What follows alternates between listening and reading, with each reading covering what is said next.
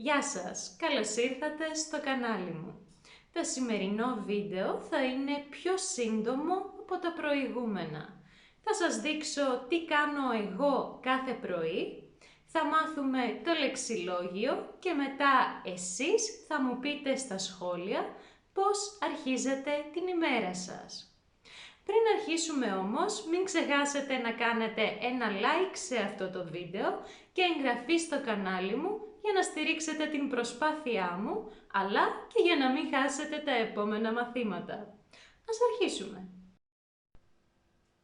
Τις καθημερινές, πολλές φορές και τα Σαββατοκύριακα, ξυπνάω στις 6. Σχεδόν αμέσως σηκώνομαι και στρώνω το κρεβάτι μου. Πηγαίνω στο μπάνιο.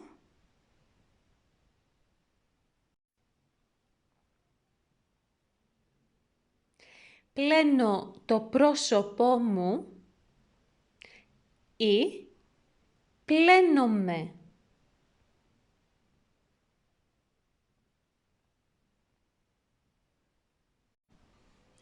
Πλένω τα δόντια μου.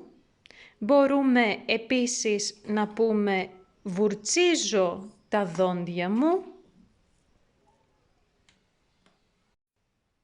Χτενίζομαι ή χτενίζω τα μαλλιά μου ή βουρτσίζω τα μαλλιά μου. Στη συνέχεια ξυπνάω τον έρωτα της ζωής μου, τη Ζιζή. Για να πω την αλήθεια, δεν της αρέσει να ξυπνάει τόσο νωρίς. Κάθε πρωί δυσκολεύομαι να την πείσω. Όταν σηκωθεί, τη βγάζω βόλτα και την ταΐζω. Βγαίνω έξω για να δώσω φαγητό και νερό στα αδέσποτα σκυλιά της γειτονιάς.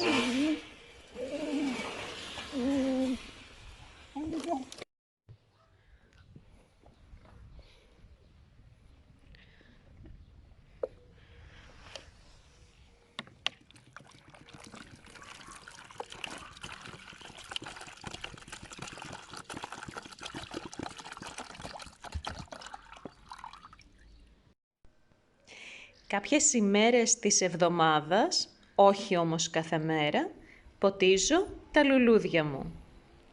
Μετακόμισα πρόσφατα σε αυτό το σπίτι και ο κήπος μου δεν είναι ακόμη έτοιμος. Όμως έχω φυτέψει ήδη μερικά δέντρα και αρωματικά φυτά. Κατά τις 7 κάνω στα γρήγορα ένα ντουζ, ντύνομαι, βάφομαι και φεύγω για τη δουλειά.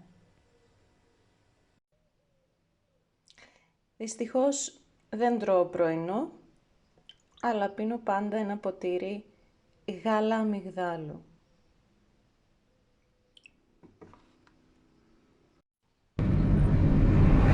Το σχολείο είναι αρκετά μακριά από το σπίτι μου, αλλά η διαδρομή είναι μαγική.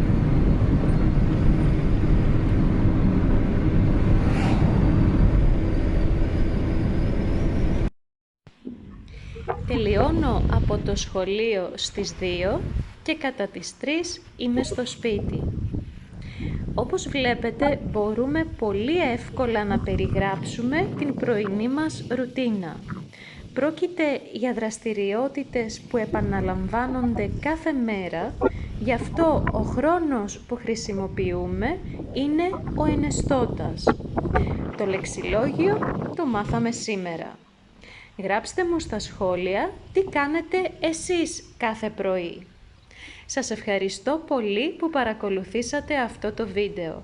Εάν σας άρεσε, κάντε ένα like και εγγραφή στο κανάλι μου. Θα τα πούμε την επόμενη εβδομάδα. Γεια σας!